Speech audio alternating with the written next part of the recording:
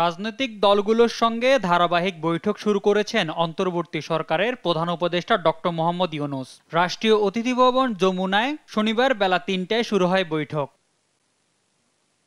বৈঠক শেষে সাংবাদিকদের সঙ্গে কথা বলেন দলগুলোর নেতারা। এই সময় শাপলা চত্বরে হেফাজতের সমাবেশের গণহত্যা ও বিডিআর বিদ্রোহের ঘটনার পুনঃ তদন্ত সহ বিচার দাবি করেন তারা। হেফাজতে ইসলামের সকল মামলাগুলো প্রায় ৩ শতাধিক মামলা দেশব্যাপী ২০১৩ সাল থেকে ২০২১ সাল পর্যন্ত হেফাজতে ইসলামের নেতাকর্মীদের বিরুদ্ধে দায়ের হয়েছে।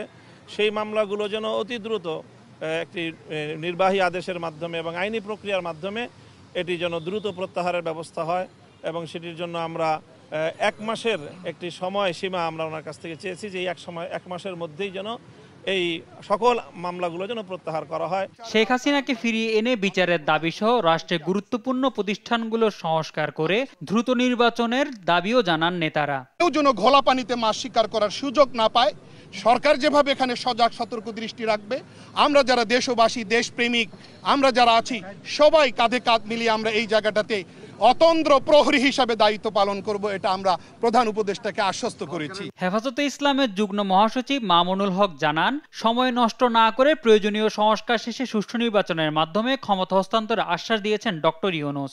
মাননীয় প্রধান উপদেষ্টাও এই কথার সঙ্গে একমত পোষণ করেছেন যে প্রয়োজনীয় সংস্কারের পর কাল বিলম্ব না করে তারাও নির্বাচনের দিকে চলে যেতেই আগ্রহী এবং সুনির্দিষ্ট কোনো মেয়াদ নিয়ে আমরা আলোচনা করিনি। প্রধান উপদেষ্টার সঙ্গে বৈঠকে পরিচ্ছন্ন বাংলাদেশ গঠনের ৮৩ দফা প্রস্তাব দিয়েছে এলডিপি। প্রয়োজনীয় সংস্কারের পরই জাতীয় নির্বাচনের তারিখ ঘোষণা এবং স্বৈরশাসনের দায়ে আওয়ামী লীগের নিবন্ধন বাতিলের আহ্বান জানিয়েছেন এলডিপি চেয়ারম্যান অলি আহমেদ। সর্বমোট ৮৩টি প্রস্তাব, এই ৮৩টি প্রস্তাব ওনারা যদি ভালোভাবে গ্রহণ করেন তাহলে একটা পরিচ্ছন্ন সরকার বাংলাদেশের সামনে আপনারা পাবেন। বৈঠকে অনাকাঙ্ক্ষিত নানা ঘটনার আশঙ্কা জানান তিনি।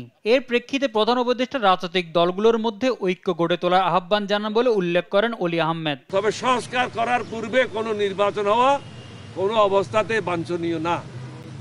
সংস্কার সম্পূর্ণ করতে হবে, দেশের মানুষের মধ্যে মনুষ্যত্ব ফিরিয়ে নিয়ে আসতে হবে। আলাদা বৈঠকে ৪ দফার দাবি তুলে ধরে জাসদ সভাপতি শরীফ নুরুল আম্বিয়া জানান, গণতান্ত্রিক রাষ্ট্র প্রতিষ্ঠায় সংবিধান সংশোধনের মাধ্যমে দ্বিকক্ষ বিশিষ্ট সংসদ চালু, পুলিশ পুনর্গঠন ও বিচার বিভাগের স্বাধীনতার দাবি জানিয়েছেন তারা। আমাদেরকে আরো শক্তিশালী করবে, আমাদেরকে আরো অনুপ্রাণিত করবে। আমরা বলেছি আমরা আপনাদের সাথে আছি। মোহাম্মদ সাকিব, দেশ টিভি, ঢাকা।